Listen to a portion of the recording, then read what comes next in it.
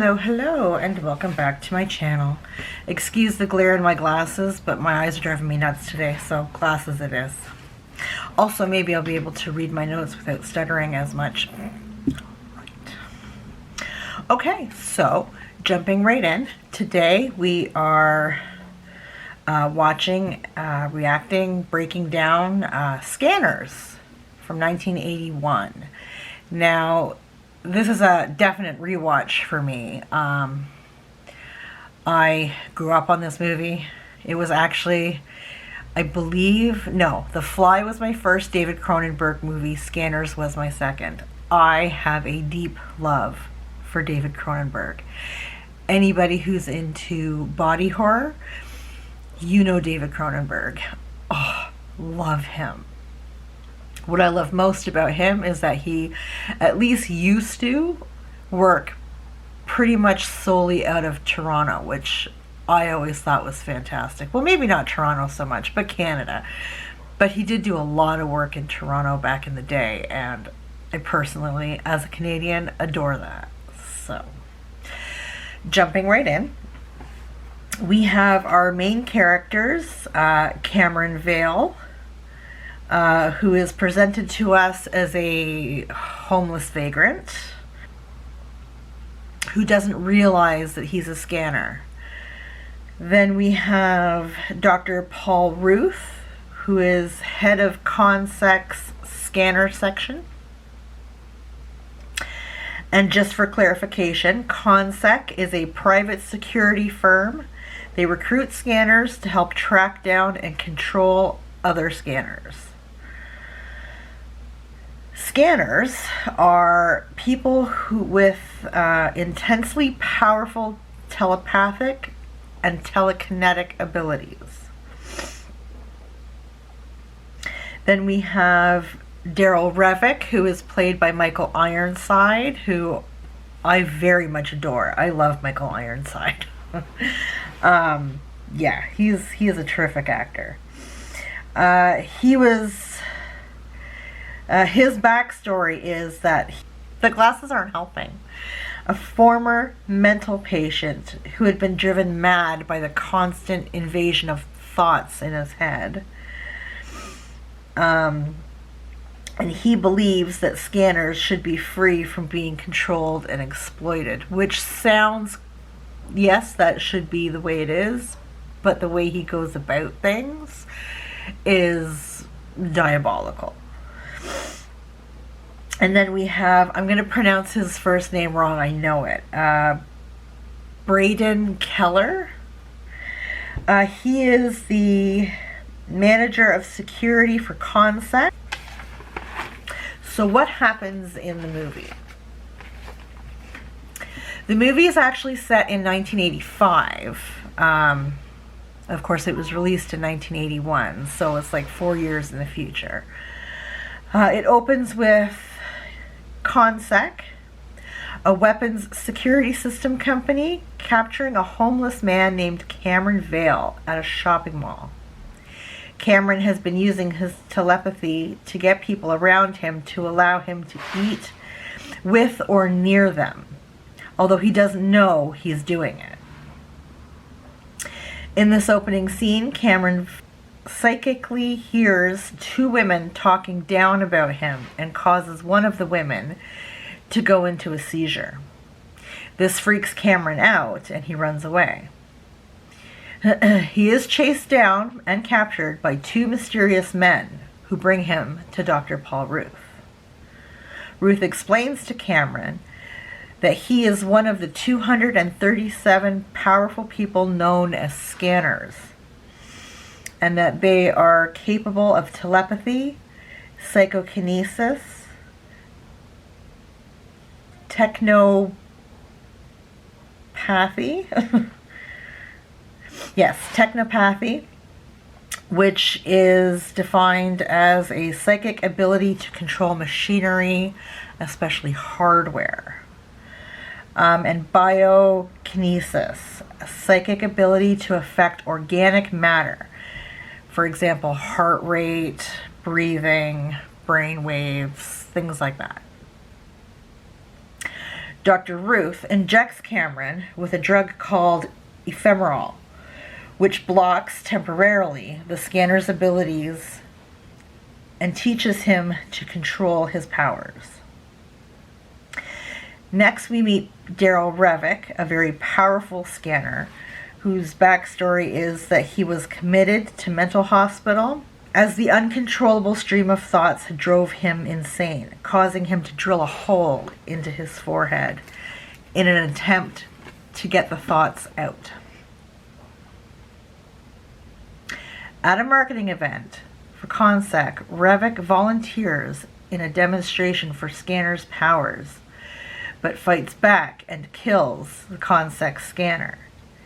His plan is to convince other scanners to join his quest for domination and will kill all opposing scanners.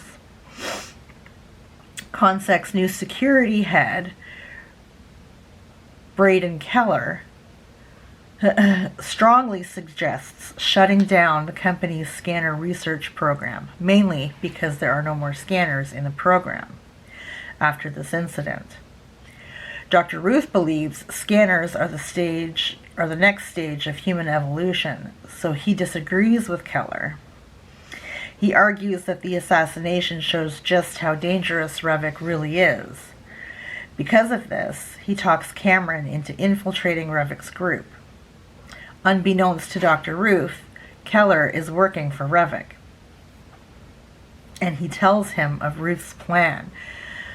Revick sends out assassins to follow Cameron as he goes to find a man called Benjamin Pierce, a recluse scanner who renounced Revick. The assassins kill Pierce, but Cameron defeats the assassins and reads Pierce's dying thoughts. In this way, he learns of another group of scanners led by a woman named Kim Orberest. They also rejected Revick's group. Cameron tracked Kim down, and together they go to a meeting with other scanners in the group. However, Revick's killers attack again, and only Cameron and Kim survive. And that's actually kind of a weird scene. It's almost psychedelic in nature. They all sit around in a group together and kind of become one conscious entity, one big thing of conscious energy. I don't know how to explain it. It's interesting. But yeah, they don't hear anybody come into the room. They don't hear them they don't hear any of that. They just shoot up the room. And Kim makes a comment once her and Cameron get away that now she knows what it feels like to die, because they were all psychically connected, and I found that relatively freaky. Quite honestly. Cameron learns of a pharmaceutical company, biocarbon. They have to come up with these crazy names, right? Biocarbon amagamate, which manufactures ephemeral. Also, that Revick is distributing the drug using a computerized Consec plan called RIPE. Cameron and Kim go to Consec to check it out. Dr. Ruth admits that he founded Biocarbon. I'm not going to try and say the other name again. I can't. But he is no longer part of it and claims to have no knowledge of Revick's involvement with it. He then encourages Cameron to cyberpathically scan the computer system to find out more. Keller attacks Kim and kills Ruth. Kim and Cameron leave the Consec building, and Cameron cyberpathically hacks the network using a phone booth and downloads the information for the ephemeral shipment directly into his mind. Keller is killed at the computer as the computer explodes while he is trying to block Cameron. Kim and Cameron end up at the doctor's office and find out he's been using the drug on pregnant women.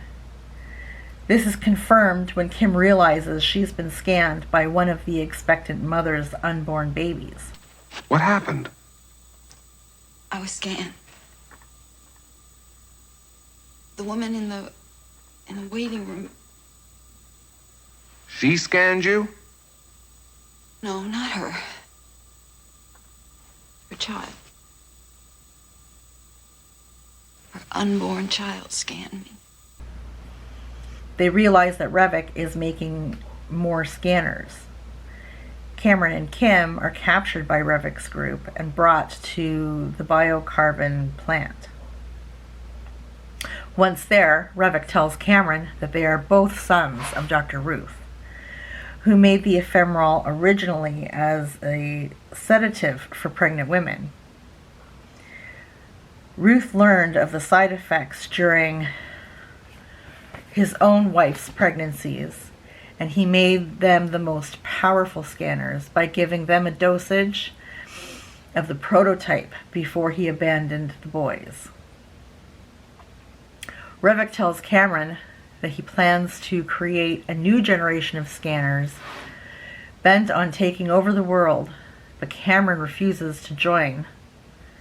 Cameron tells Revok he's repeating his father's mistakes, which sends Revok into a rage. The brothers begin a telepathic duel that ends with Cameron's body being incinerated.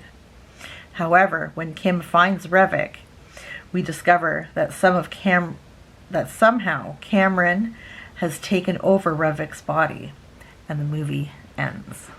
It just ends. I was shocked because I don't remember it ending like that. I thought there was more to the ending, but it just ends. And the little scar that Revok had in the middle of his forehead is gone. So, yeah, I mean, Revok had said to Cameron, like, I'm going to suck your brain dry. Like, one way or another, you're coming with me. You're going to be part of me. Like, everything you are is going to be with me, right? Like, it was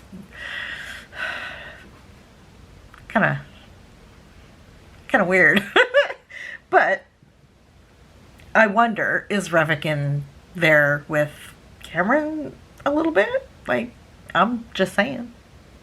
But it just ends. We get no clarification, nothing.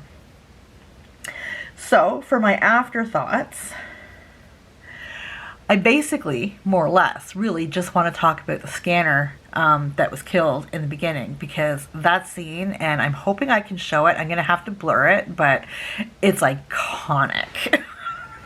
It's like it's one of the two best scenes in the movie, but of the two, it is the best. Like, it's just beautiful. So the actor that played that scanner, the one who does the when they're all gathered and they end up calling Revok, unknowing that it's Revok, to demonstrate a scanner's ability to read minds and whatever. That scanner, that actor, I hope I pronounce his name right. His name is Louis Del Grand. I'll put a picture of him up. I have recognized him for years, and I have never been able to think where I recognized him from. And it dawned on me doing a little bit of after digging into the movie. He's a American Canadian actor. I'm assuming what they're saying is he has dual citizenship.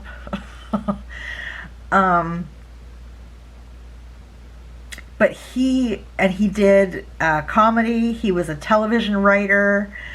I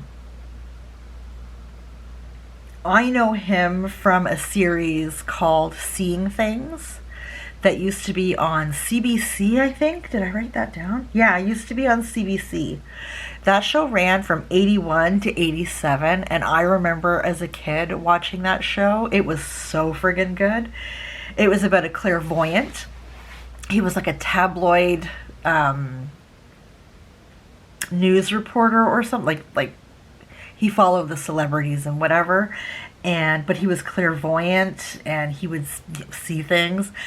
It was such a good show. It was such a good show.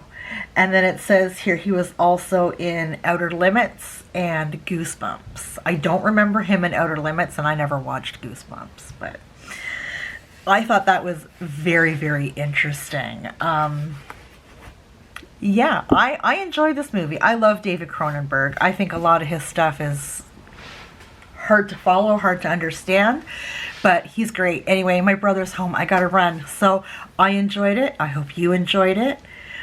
Take care of yourselves, and I'll see you in the next one.